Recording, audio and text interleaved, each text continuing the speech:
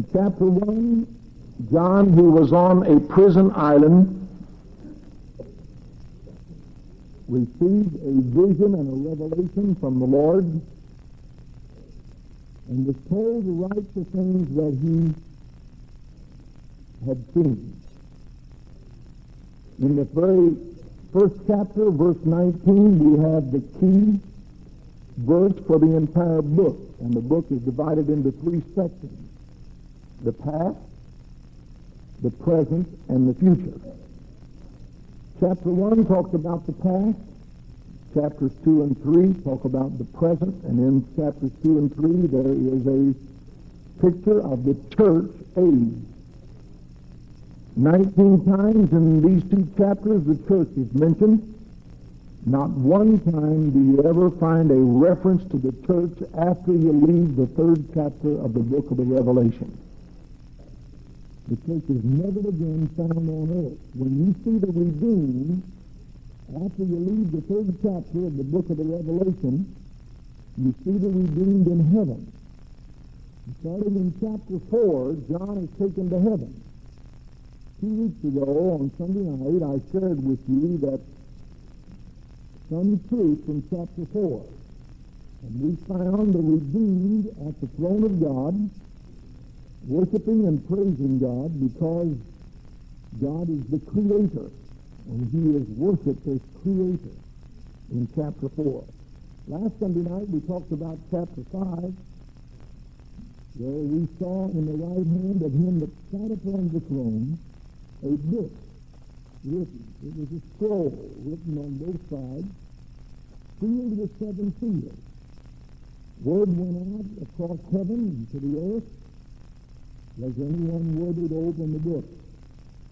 And for some period of time there was no response. John wept because no one apparently was coming to take the book from him that sat upon the throne. This book, as we shared with you, is the title deed to this earth. It was the legal document for the legal right to this whole world system. And when Jesus appeared, there was great rejoicing because he was worthy to take the book. He had the legal right to take the book and to open the seals and to claim the property that this book represented. John wept until someone came because John was afraid that the whole plan had fallen apart. Satan is the god of this world and has a mortgage on this earth because of his sin and rebellion. God, Jesus Christ, paid the price not only to redeem us, but to redeem a world. One of these days when God's through with this earth, it will be new earth and new heaven. There will be no sin in it, be no unrighteousness in it. And this earth that God made perfect in the first place, God will cause to be perfect again. There will be no sin in it, there will be no death in it, there will be no rebellion in it. God is going to work out His plan. And God is a just God. Now in chapter 6, we open the book and notice what the Word says. I want to read it. I saw when the Lamb opened one of the seals, and I heard, as it were, the noise of thunder, one of the 4 living creatures saying, Come. And I saw and behold a white horse, and he that sat on him had a bow. And a crown was given unto him, and he went forth conquering and to conquer. And when he opened the second seal, I heard the second living creature say, Come. And there went out another horse that was red. And power was given to him that sat on it to take peace from the earth, and that they should kill one another. And there was given unto him a great sword. And when he had opened the third seal, I heard the third living creature say, Come. And I beheld, and lo, a black horse. And he that sat on him had a pair of balances in his hand. And I heard a voice in the midst of the 4 living creatures saying, A measure of wheat for a denarius, or a penny, and 3 measures of barley for a denarius. And see that thou hurt not the oil and the wine. And when he had opened the 4th seal, I heard the voice of the 4th living creature say, Come. And I looked, and behold, a pale horse. And his name that sat on him was Death, and hell, or Hades, followed with him. And power was given unto them over the fourth part of the earth to kill with sword, with hunger, with death, and with the beasts of the earth. And when he had opened the fifth seal, I saw under the altar the souls of them that were slain for the word of God and for the testimony which they held. They cried with a loud voice, saying, How long, O Lord, holy and true, dost thou not judge and avenge our blood on them that dwell on the earth? White robes were given unto every one of them, and it was said unto them that they should rest yet for a little season, until their fellow servants also and their brethren that should be killed as they were should be fulfilled. And I beheld when he had opened the sixth seal, and lo, there was a great earthquake. There are 4 such earthquakes mentioned in this book. And the sun became black as sackcloth of hair. The moon became like blood. The stars of heaven fell unto the earth, even as a fig tree casteth her untimely figs when she is shaken of a mighty wind. And the heaven departed as a scroll when it is rolled together, and every mountain and island were moved out of their places. The kings of the earth, and the great men, and the rich men, and the chief captains, and the mighty men, and every slave or bondman, and every free man, hid themselves in the dens and in the rocks of the mountains, and said to the mountains and rocks, Fall on us, and hide us from the face of him that sitteth on the throne, and from the wrath of the Lamb, for the great day of his wrath is come, and who shall be able to stand? I'm not reading from a fairy tale. I'm not reading from a mystery magazine. I'm reading from the Word of God. If this isn't true, then how do we know any of it's good? If this book's not right, how do we know that John's right? So we can't take a penknife and take the things with some kind of understanding concerning the things that are written here. I want to preface my remarks tonight by simply saying 2 things. Number 1, I don't stand here with any thought of leaving you with the impression that I know everything that's in this book. I wish I did. There are many things in this book that I have to say I do not know. I do not understand. I have opinions. I have reasons for my opinions, but there are other men that are perhaps greater Bible scholars than I that have different opinions.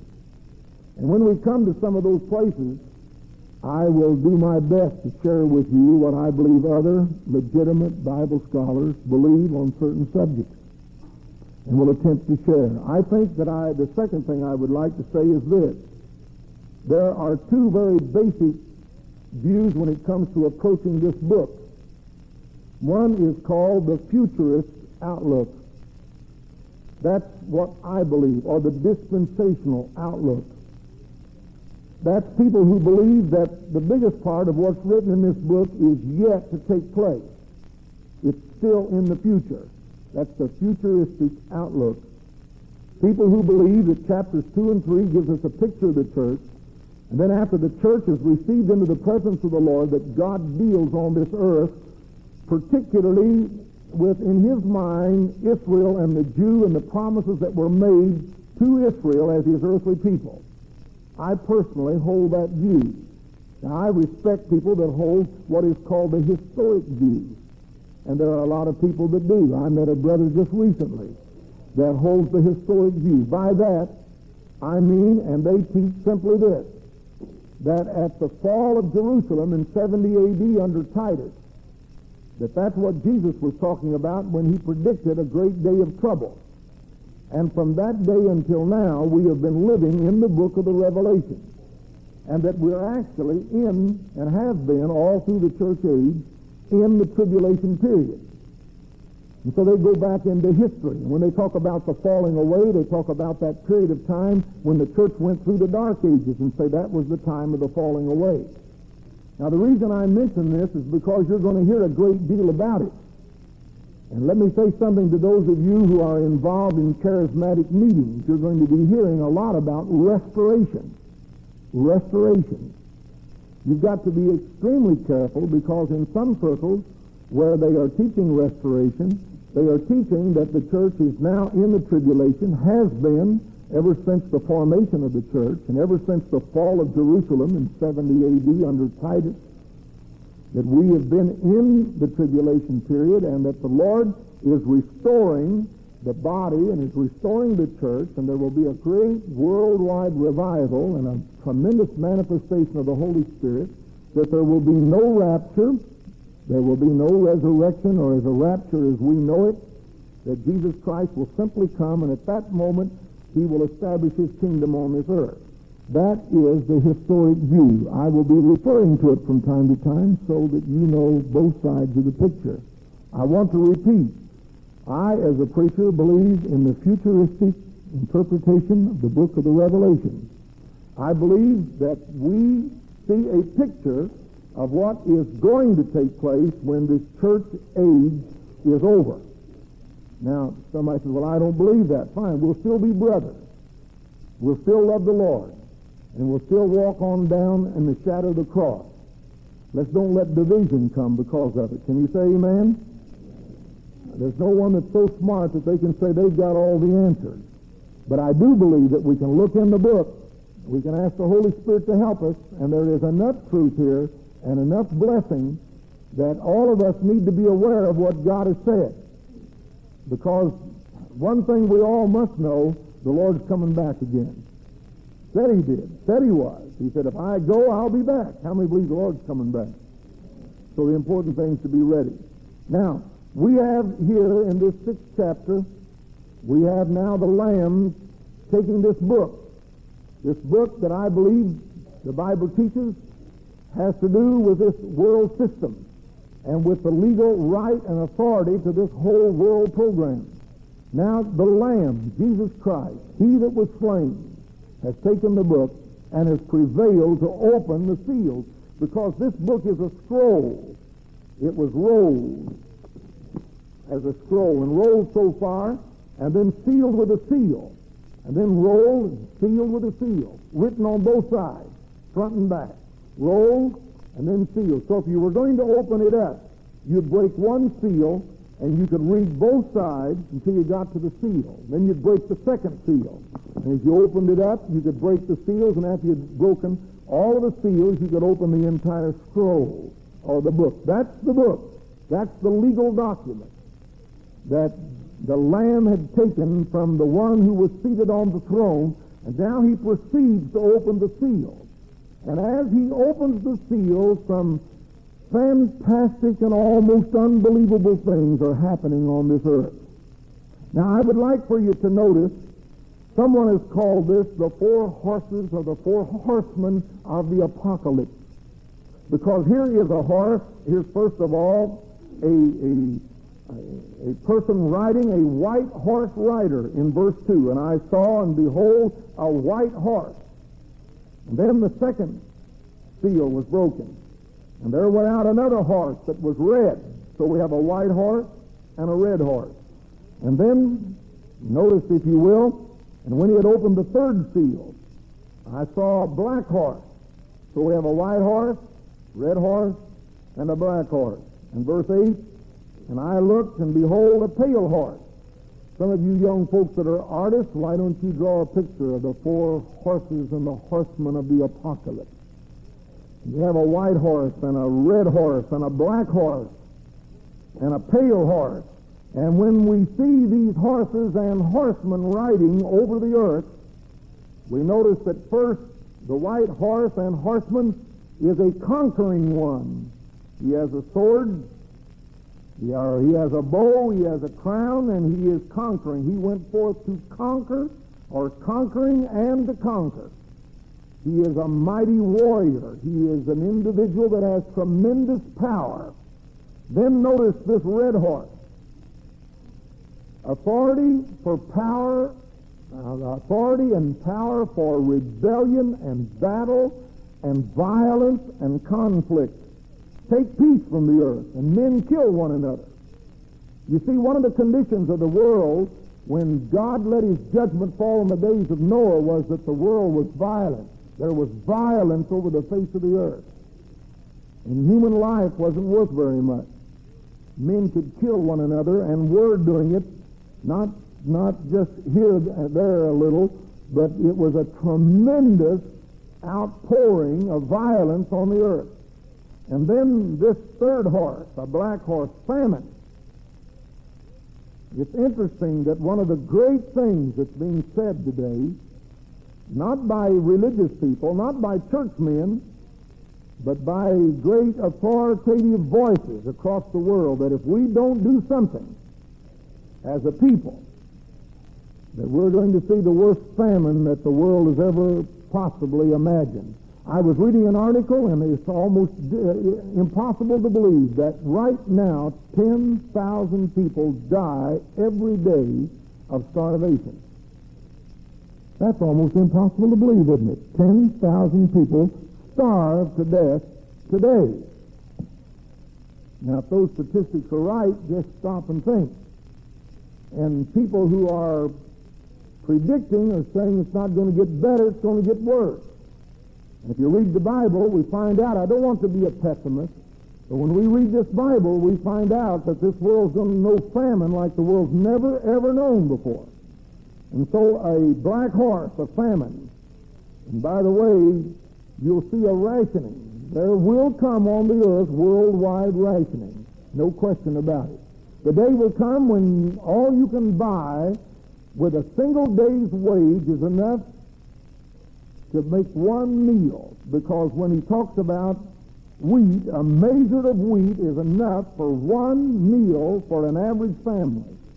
So he says the day will come when you'll be able, and a denarius was what you could earn in one day. So for one day's salary, you'll be able to earn enough money to produce one meal. And then notice, see that, and barley the same way, and see thou hurt not the oil and the wine. The rich will get richer, and the poor will get poorer. We'll talk more about that later. And then death and hell riding on a pale horse. And when we see this picture, we are floored to find out that the Bible predicts that when this horse rides across the earth as a manifestation of the judgment of God, that 1/4 of the world's population will die. Now, we're talking about a period of 3.5 years. And I want to show you from the Bible why I believe this. This period after the church age, which we call the tribulation period, the Bible tells us is 7 years long. It's 1 week of Daniel's prophecy, 7 years long. And this 7-year period is divided into 2 halves, 3.5 years, the first half of the tribulation. The last half, 3.5 years, is called the Great Tribulation. Now, if you want to see something very interesting, let me suggest that you keep your finger in the 6th chapter of the book of the Revelation and follow with me as we turn to the 24th chapter of Matthew. And keep your finger in both places so we can go back and forth. The disciples in the 24th chapter are with Jesus Christ, and they are seated on the Mount of Olives. Let me read for you, starting with verse 1, the 24th chapter of Matthew. Jesus went out and departed from the temple, and his disciples came to him to show him the buildings of the temple. Jesus said unto them, See ye not all these things? Verily I say unto you, there shall not be left here one stone upon another that shall not be thrown down. And as he sat upon the Mount of Olives, the disciples came to him privately and said, Tell us, when shall these things be? And what shall be the sign of thy coming, and of the end of the world, or the end of the age? And Jesus answered and said unto them, Take heed that no man deceive you. For many shall come in my name, saying, I am Christ, and shall deceive many. Now let's look back at Revelation chapter 6. And I saw, verse 2, and behold a white horse, and he that sat on him had a bow, and a crown was given unto him, and he went forth conquering and to conquer. There have been some folks that have looked at this and said, that must be Jesus coming. He's on a white horse. But I want you to notice that when Jesus comes and establishes himself on this earth, we're not going to see the things follow his coming that you see following the coming of this white horse rider. Because when Jesus comes, there's not going to be peace taken from the earth. He is the Prince of Peace. When Jesus comes and plants his feet here, there's not going to be war. Rather, he's going to bring war to an end. He will destroy the opposition with the brightness of his coming. When Jesus comes on this earth, there's not going to be famine. Do you know that this earth, under the rule and the reign of Jesus Christ, is going to be more productive than it ever has before, because the curse will be stayed when the king is on the throne. It's going to be a glorious day. There's going to be production like the world's never known before, and the Bible says that when he comes, righteousness shall reign from shore to shore. How many are glad for the king coming? So this white horse rider of Revelation 6 is not Jesus Christ. Jesus said to the disciples when they wanted to know something about the end time, he said, listen, you be careful, because there will be false Christ, false Messiah that will come. And it will look like that they're going to give the answer to the world's problem. Right now, while you and I are here in this church, all across the world, there is an unconscious cry being made, oh, that someone could come on the scene that could answer the world's problems. Someone that would come on the scene with authority and power that could stop the bloodshed and the misery and give men and women some sort of hope and an answer.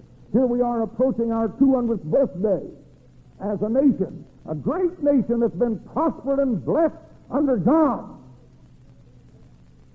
And tonight, again, we're not being pessimistic, but there are signs around that unless we as God's people seek God, there are signs of deterioration about us.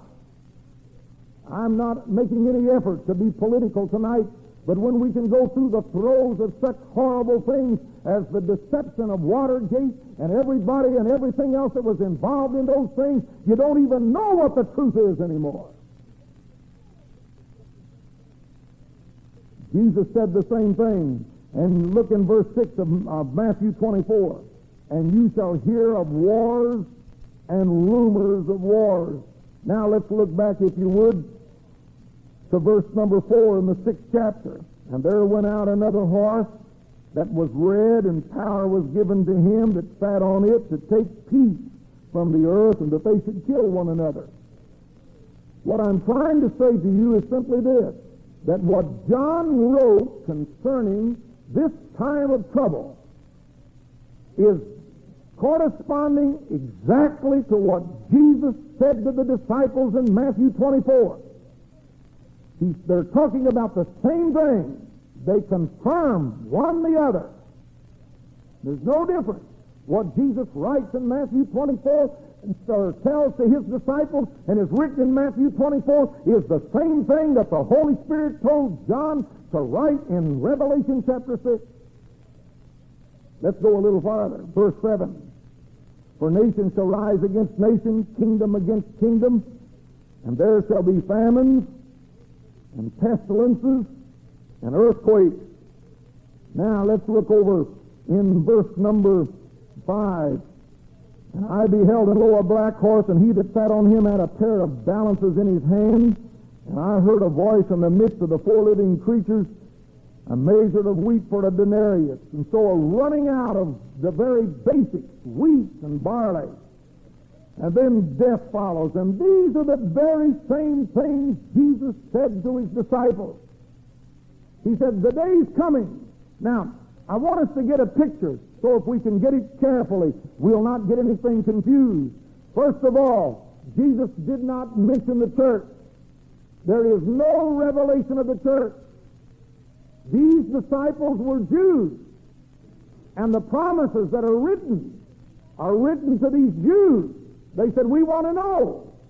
And so he tells them what's going to happen, and he refers to what Daniel prophesied. We don't have to guess about that. Someone says, how do you know that Daniel was talking about these days? Look at verse 15. When ye therefore shall see the abomination of desolation spoken of by Daniel the prophet, stand in the holy place, whosoever readeth, let him understand. Then let them who are in Judea flee into the mountains. Look at verse 21. For then shall be great tribulation, such as was not since the beginning of the world to this time, no, nor ever shall be. And these are Jesus' words. Except those days should be shortened, there should be no flesh saved. But for the elect's sake, those days shall be shortened. If any man shall say unto you, Lo, here is Christ, or there, believe it not, for there shall arise false Christs and false prophets, and shall show great signs and wonders, and even deceive the elect. Jesus is talking to these Jews. Now, every one of us know that those Jews, except for that handful of believers, rejected Jesus Christ. Just a couple of chapters later, they crucify him. Now, instead of God dealing with the Jews, their house is left to them desolate, and the Jews are scattered to the four corners of the world. Suddenly the church is brought on the scene, and this great parenthesis of what the Bible calls the last days. And now for 2,000 years, nearly, from the time that Jesus was rejected until the hour in which you and I live, this mystery, called the mystery of the church, has been running her course. Joel talks about the last days when God would pour out his Spirit upon all flesh. The last days didn't start in 1960. They didn't start in 1930. The last days started on the day of Pentecost. And they've been running from that day. It was Peter who stood up and said, what you see is what Joel spoke about. This is that which Joel spoke about in Joel chapter 2, verse 28, saying, in the last days I will pour out my Spirit upon all flesh. So we're living and have been in the last days. The church age is the last day period. This is it. Now these 2 days are about to come to a close. Jesus said, if you want to know when I'm getting ready to come back again, keep your eye on Israel. Because when Israel comes back together again, and I get ready to deal with Israel as a nation, I will remove the church, put Israel back on the main line, and keep the promises that I made to Israel, and when I've got Israel back in her place, I'll come back again. You know that for 2,000 years, Israel's been scattered across the face of the earth. And since 1948, God's been bringing Israel back. And tonight, we've been concerned about Vietnam. But you watch the focus of the tension shift from Indochina. We have given Indochina to the communists. We'll turn them over and move out. I don't understand all the political ramifications, and my heart aches.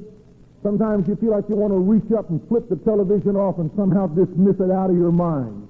There's something that wells up inside of you, almost with disgust if you don't stay prayed through, to think that we shipped our boys over there by the thousands and 50,000 of them lay dead over there for no cause at all.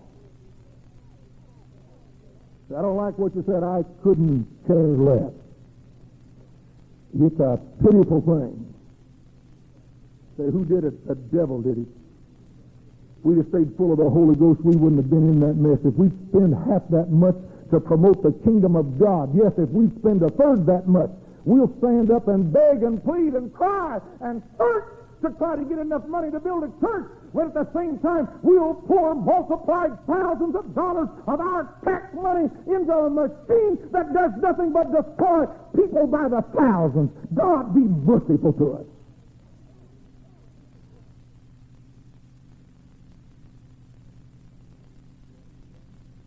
I think there's a time maybe a preacher ought to be righteously indignant. Politicians have got a lot to say. It's about time preachers say something.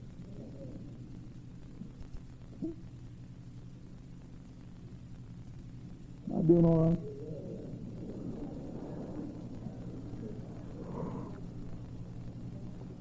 So here we are, coming down to the close of the church age. God getting ready to deal with Israel.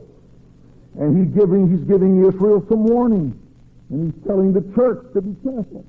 And listen, the moment that God is through with his dispensational dealing, with his dealing with the church, The moment that he is through with the church and he brings the church age to a close, he's going to do it by lifting the church, by resurrecting the church out of here. And I'm going to show you in the book of the Revelation that this first resurrection is in process.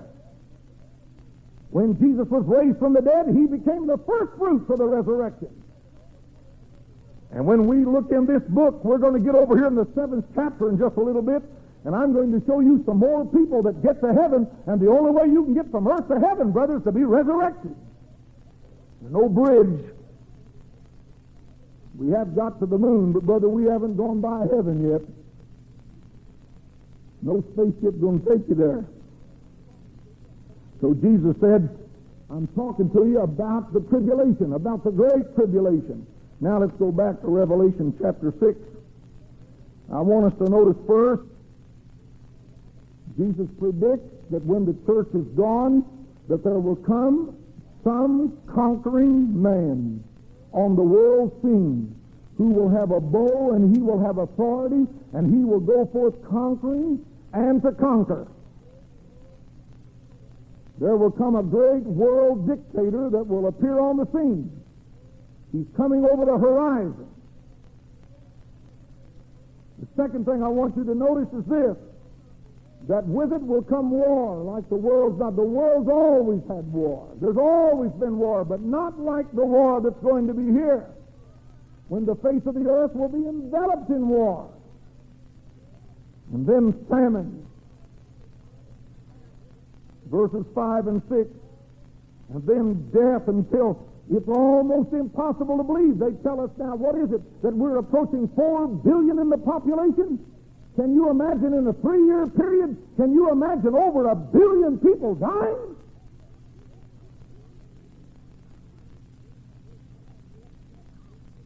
And then verse 9, he opened up the 5th seal. And I'd like for you to notice carefully that we're in a tribulation period now and wrath's being poured out. And as we go through this book, we'll get some more detail of it. He's giving us a bird's eye view of what's going to happen. And all of a sudden, we catch a glimpse. Notice this. I saw under the altar the souls of them that were slain for the word of God and for the testimony which they held. Here in heaven, there's none yet that have been asked to lay our lives down for Christ. Some of us have come in situations where maybe somebody in the family looks askance at us and they think we've slipped something loose. They think that we've gone crazy over religion. And some of you in this room tonight, your family thinks that you've gone out there to Calvary Temple and something's jumped on you. Some of them are telling you you're getting too close to that preacher Paino and he's hypnotized you. I've heard all of that. Don't think I've heard it.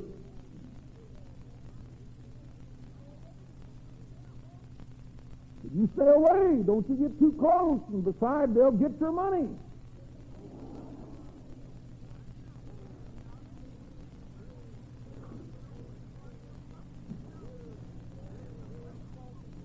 But here is a great multitude of people. Their souls are in heaven. And they are making a request and a prayer. And I want you to listen to what they're saying. They have white robes, every one of them. And they were told when they asked, how long is it going to be, Lord, before you avenge us of what's going on? You've made promises. Now these people under the altar, here they are, their souls, they do not have their resurrection body. They are waiting for their company to arrive. And they're crying out, how long is it going to be before we're avenged? And there's a voice that says, you just wait a little season until your fellow servants and your brethren that are going to be killed also should be fulfilled. Just hold on a little bit. There's still some more. I want to say this to us. If you are in church tonight and you can't live for God, when there is the ministry of the Holy Ghost moving in the church, when there are men and women that are praying and you can come to the house of God and worship, and you can have the Holy Spirit to touch you, and you can have preachers to pray with you, And you can be in the house of the Lord where there be 800 or 900 and come to church on Sunday where there's a couple of thousand. If you can't live for God under these days, how in the name of Jesus of Nazareth will you ever be able to lay your life down for Him? Some people fall clear out of grace if someone doesn't shake their hand. Or if someone plays music a little bit too loud, they'll stick their fingers in their ears and say, I'm never coming back. You miserable peanut.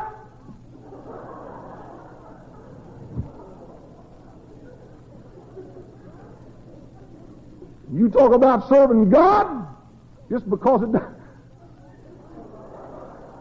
I got news for you, boys. I didn't like that first song either. It is too loud, too much noise, too much racket. I didn't understand anything they said.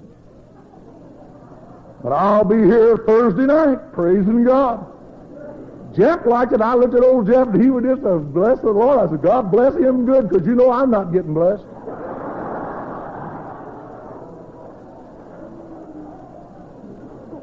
It's all right, because when I sing, Jeff doesn't get blessed. I've looked at him a couple times.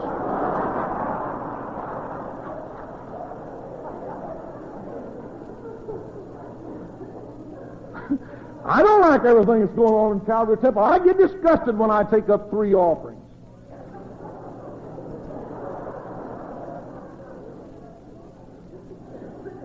But I'm going to keep serving God. Amen. I'm going to stay in the fellowship of the saints. I want to be where God wants me to be, don't you? Here are people, they've laid their lives down. They're martyrs. Their souls are under the altar of God. They're waiting until God finishes His dealing with a special group of people on this earth. They've laid their lives down. Listen to me tonight. In this magnificent church age, in this mysterious, glorious period of time, God's not asking us to die for Him. God's asking us to live for Him. And some people, I'm ready to die for Jesus. I don't believe that. I'm not ready to die for Him. I want to live for Him. Praise God. I want to build this new church. I want to stand on that platform one of these days and shout hallelujah. I want to shake my fist under the devil's nose and say, I told you so.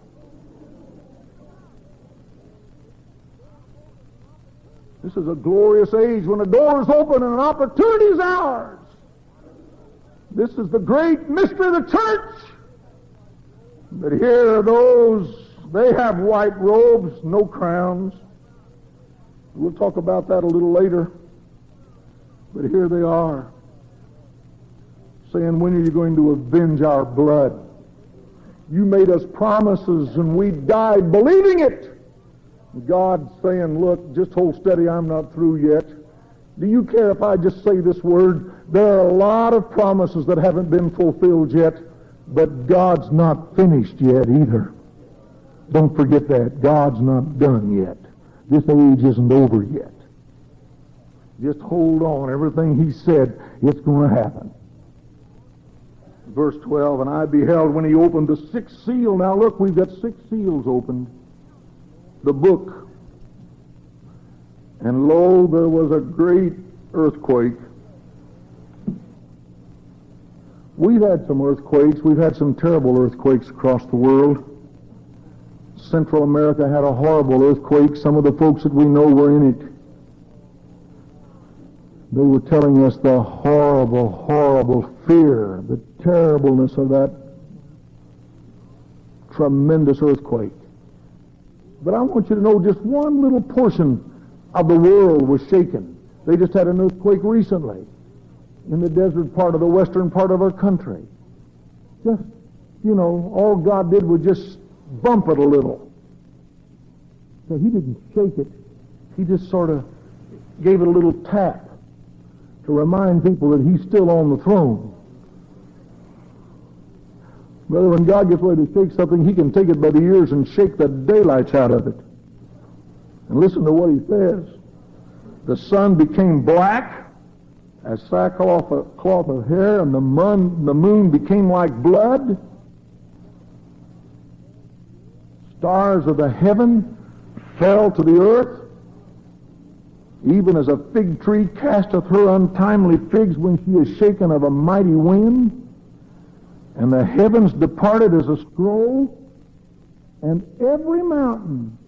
Now, I think if the Bible meant just 2 or 3 mountains, it wouldn't have said every mountain. It said every mountain. It's going to move every mountain. Can you imagine an earthquake that will shake and move every mountain on the earth?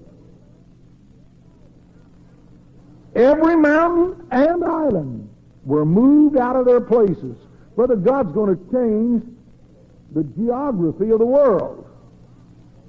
He's going to shuffle mountains and move islands. You say, I don't believe it. I didn't write it. I'm only reporting it. This is what the book says.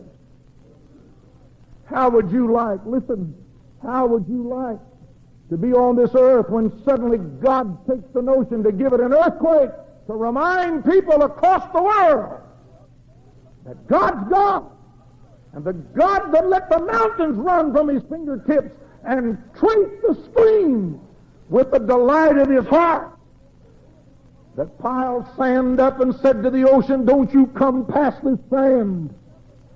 The God that hung a world out here on nothing and backed up and said, it's good. He who holds the world in his hand will look down at the wickedness and the wretchedness of man that would curse the very face of God and crucify the Son. He'll look down and shake it one day until John said, I saw every mountain move out of its place. I saw every island move out of its place. And you know that when those mountains began to shake and the islands began to move, look at verse 15. The kings of the earth, great men and rich men and chief captains and mighty men and bondmen or slaves and free men hid themselves in dens and in the rocks and said to the rocks and to the mountains, you talk about praying, they said, please fall on us. You talk about fear, they had such fear to settle over them as the sun was hidden and became black, and as they looked at the moon, it looked like it was blood. It had turned red. Stars were falling. Comets were sailing. Earth was rocking. Mountains were being shaken and islands being moved out of their place. And men began to pray, brother, this is the world's greatest prayer meeting. Oh, not fall on it. Titus, this is the day of the wrath of God. Do you know men who have turned and turned their back on the love of God and have mocked it and made fun of it, one of these days will be aware of the wrath of God?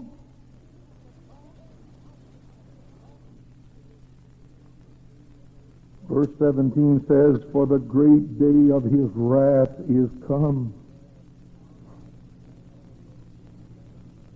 And who shall be able to stand?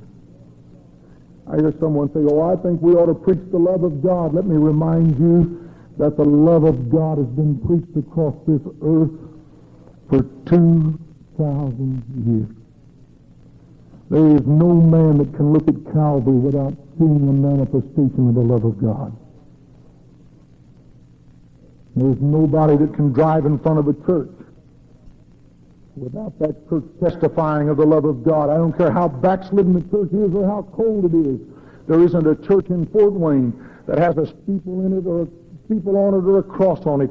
But what that church stands there, even if her doors are closed tonight and her lights are out, and there's nobody worshiping in her halls, let me tell you, that church stands tonight as a witness of the love of God.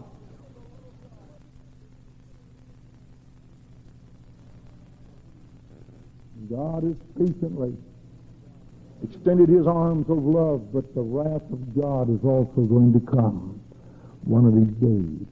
And men cried out, again, the whole world knows your soul, what profit is it? Let's pray.